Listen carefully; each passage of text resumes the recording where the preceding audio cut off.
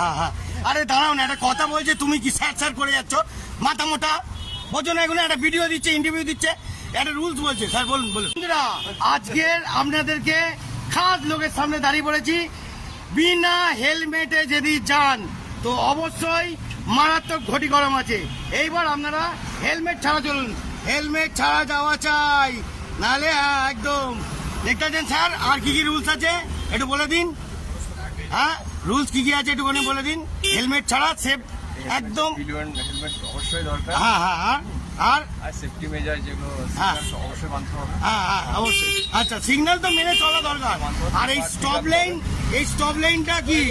জয়গুরু জয়গুরু। এই স্টপ লাইনটা কি পার হলে কি কেস? হ্যাঁ, মেনটেন করতে হবে। হ্যাঁ, মেনটেন করতে হবে, তাই তো মিনিমাম।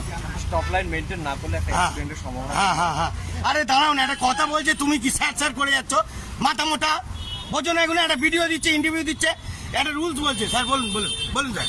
আবার প্রথমত হেলমেট পরতে হবে। অবশ্যই হেলমেট পরা চাই বন্ধুরা। যে বসবেন তাকেও হেলমেট পরিয়ে আনতে হবে। আচ্ছা, আর দুজন কি না তিনজন? দুজন অবশ্যই। দুজন মানে দুজন। আচ্ছা, আর যদি কারোর বাচ্চা কাচ্চা থাকে, কোনো কিছু যদি থাকে, সেটা তো প্রেফারেবল নাই। মানে সেটা হেলমেট অন্তত পড়তে হবেই অবশ্যই। হেলমেট অবশ্যই পরতে হবে। আচ্ছা, আর আর অবশ্যই মেনটেন করতে হবে। আচ্ছা, পেপার ঠিক রাখতে হবে। ব্যাস বন্ধুরা, ধোঁয়ার কাগজ, ইন্স্যুরেন্স, ট্যাক্স আপনারা অবশ্যই ঠিকঠাক রাখবেন। আর হেলমেট পরা চাই। হ্যালো বাবু, এরপর দিয়ে কিন্তু হেলমেট পরবে, তোমাদেরকেও কিন্তু চাপ দেবে, ঠিক আছে? হেলমেট পরা চাই। সেফ টাইপ মানে সেভ লাইফ, সেভ রাইট। বোঝা গেল? ওকে, জয়গুরু। এটা জয়গুরু বলে দাও। আরে বাবা, গুড শট।